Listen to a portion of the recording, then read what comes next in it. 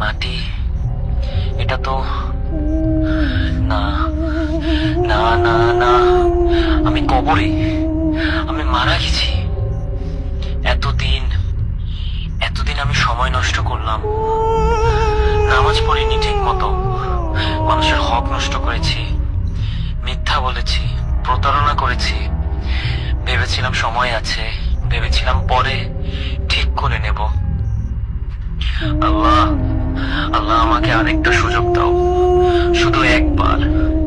আমি সব ঠিক করে নেব, আমি বদলে যাব, আমি সব ঠিক করে নেব আল্লাহ, আর একবার। আমি আমি আমি জানি, আমি জানি এই উত্তর, সারা জীবন ধরে জেনে এসেছি। তাহলে কেন এখন মাথায় কিছু আসছে না?